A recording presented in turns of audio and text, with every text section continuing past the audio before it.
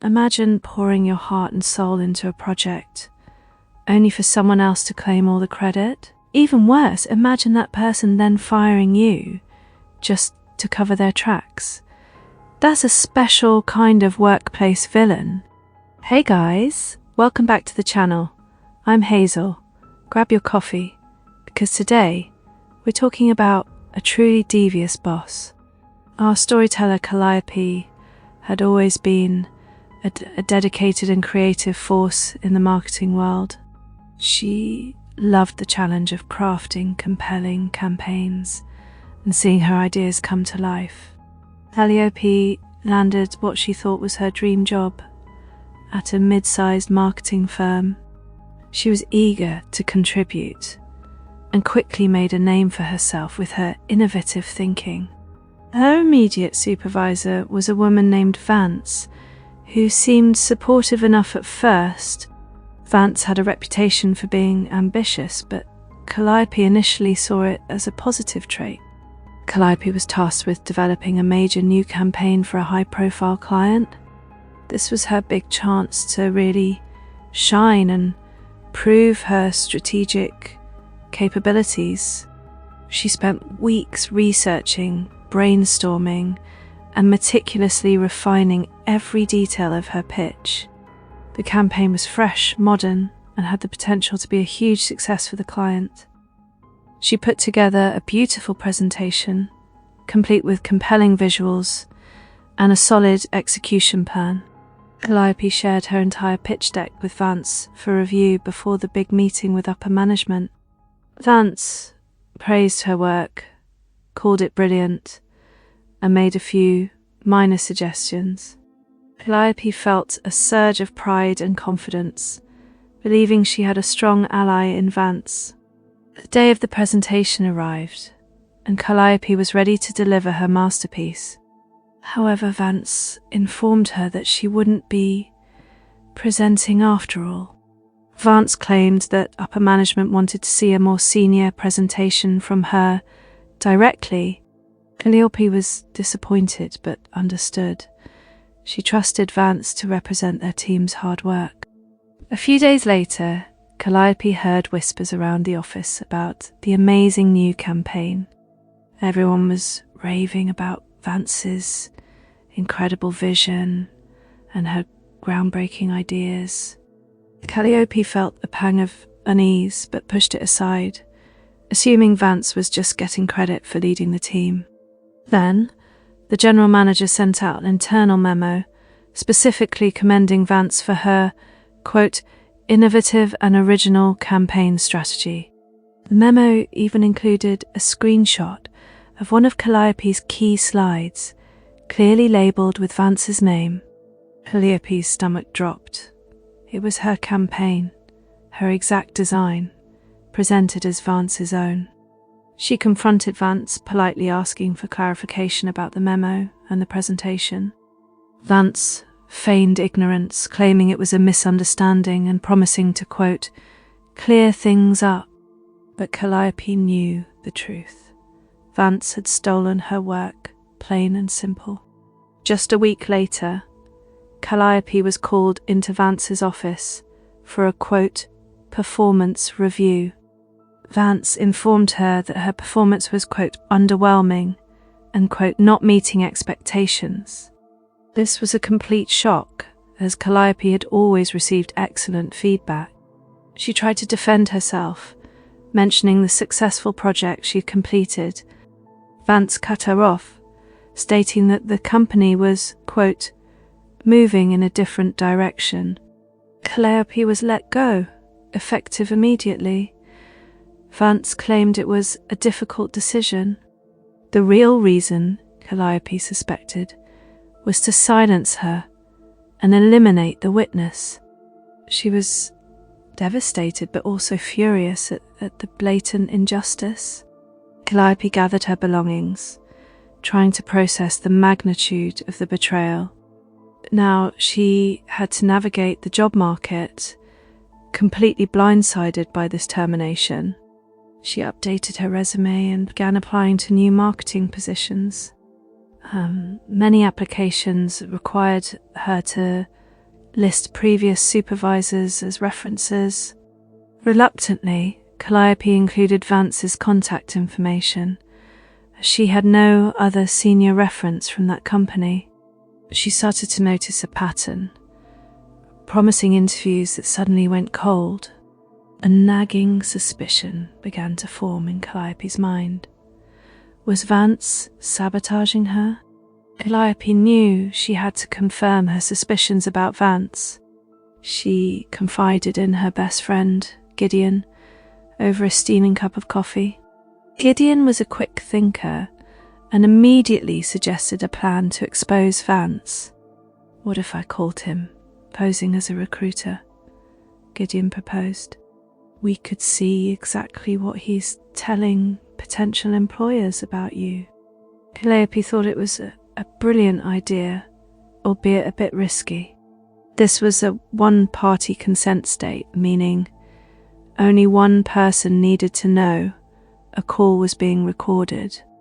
They decided to proceed carefully, ensuring everything was above board legally. Gideon crafted a very convincing persona for a senior recruiter at a prestigious firm. She even created a fake email address and a LinkedIn profile for her fictitious company. The goal was to make the reference check seem absolutely legitimate to Vance. Calliope provided Gideon with Vance's contact number and a script of questions. The questions were designed to prompt Vance into giving a detailed reference. Gideon practiced her delivery, perfecting her tone of professional curiosity. A few days later, Gideon made the call to Vance, hitting record on her phone. Vance answered, sounding somewhat distracted, but quickly became attentive. Gideon introduced herself, mentioning Calliope's name and the, quote, position she was applying for. Vance's tone immediately shifted. It became colder, almost dismissive. "Yes, Calliope," Vance began. "She worked for me for a while." Gideon asked about Calliope's performance, her strengths, and areas for improvement. Vance started with faint praise, but quickly transitioned to outright negativity. He claimed Calliope was, quote, unreliable and often missed deadlines. Then he said she was dishonest, making vague accusations without specifics. And frankly, Vance added with a sigh, she was quite difficult to work with. He painted a picture of someone who lacked initiative and struggled with teamwork. Gideon remained professional, asking follow-up questions to draw him out further.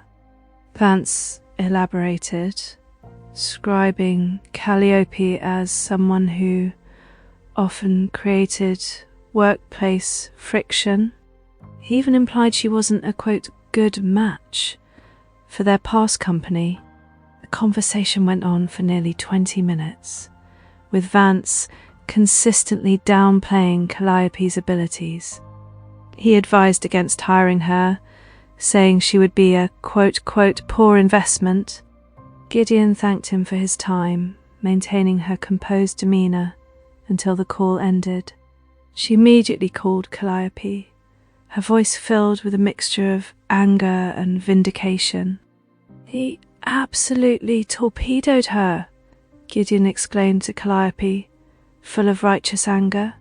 Calliope listened to the recording, her heart sinking with each malicious word. The evidence was undeniable. Vance had deliberately sabotaged her career prospects. He had lied and defamed her character to prospective employers. This wasn't just workplace drama, this was a calculated act of malice. Calliope felt a surge of cold fury, but also a strange sense of calm. Now she knew the truth, and she had the proof she needed. The vague suspicions had solidified into concrete evidence of betrayal. Vance had made a critical error by underestimating Calliope.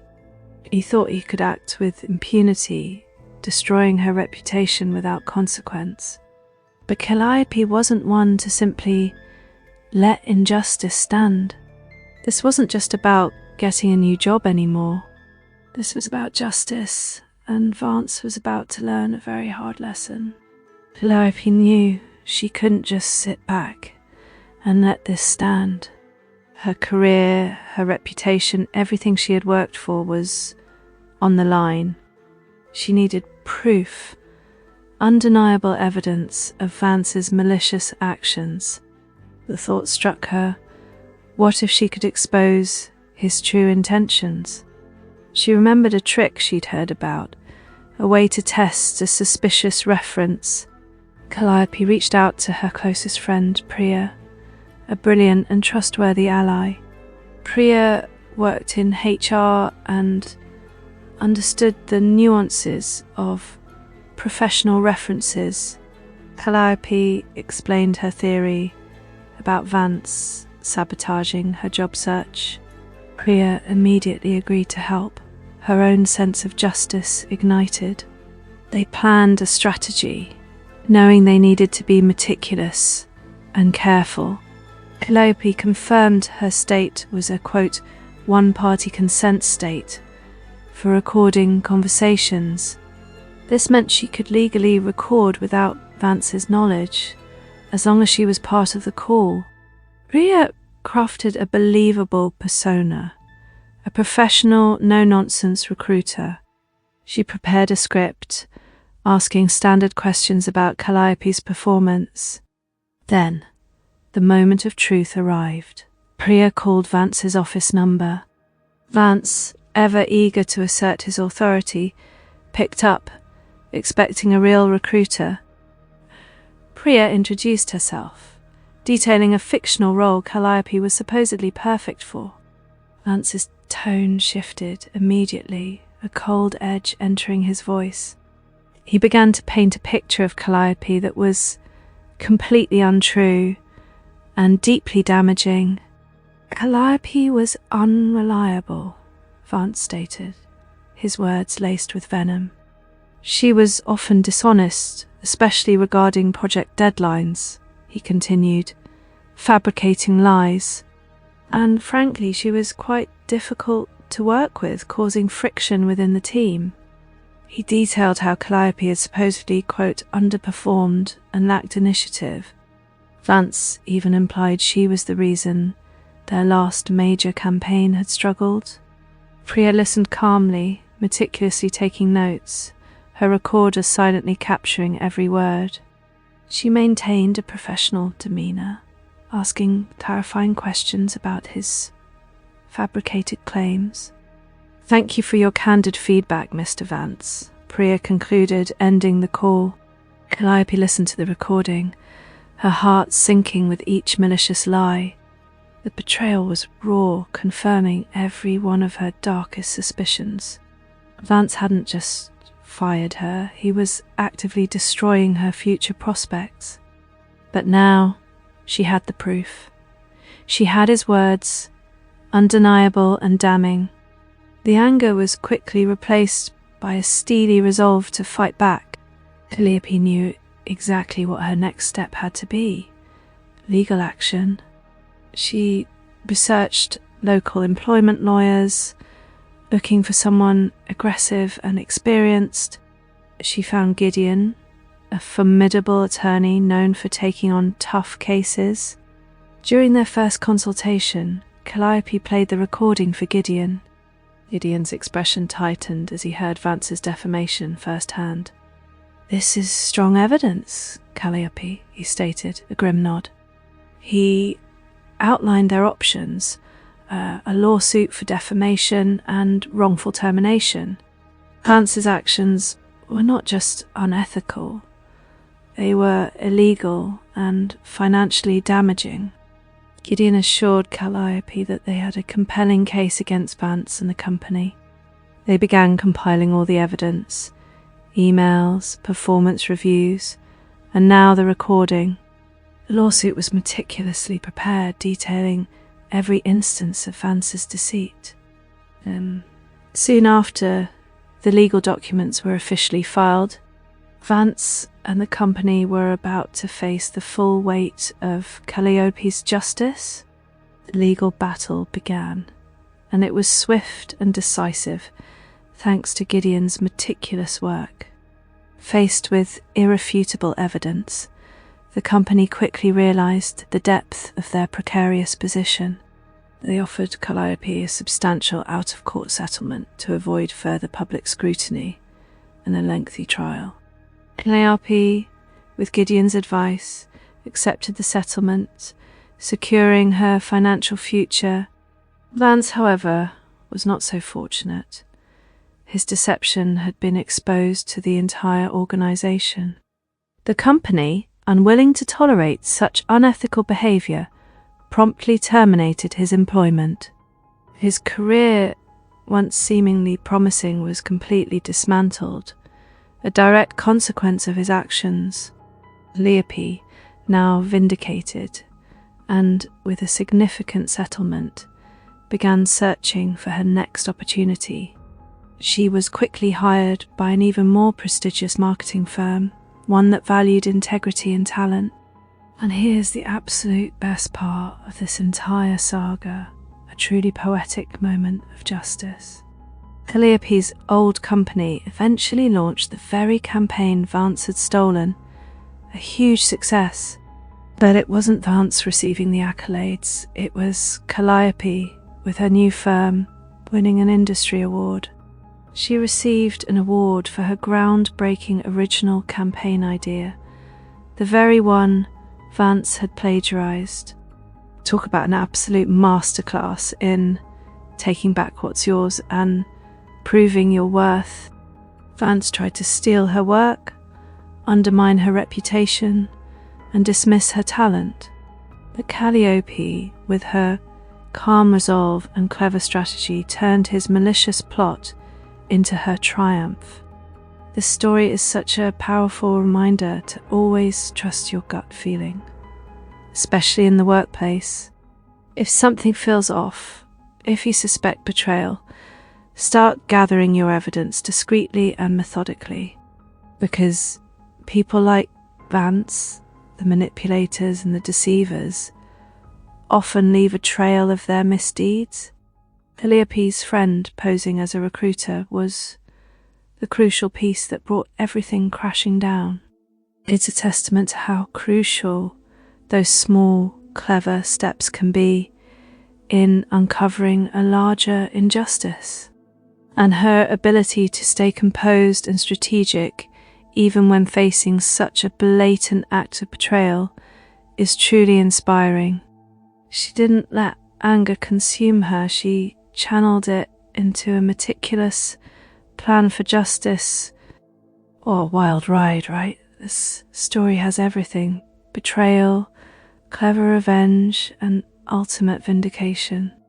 Have you ever had a moment where a gut feeling saved you from a sticky situation at work? Let me know in the comments below. I love hearing your stories. Don't forget to like this video and subscribe to Hazel Tells Stories for more cozy drama.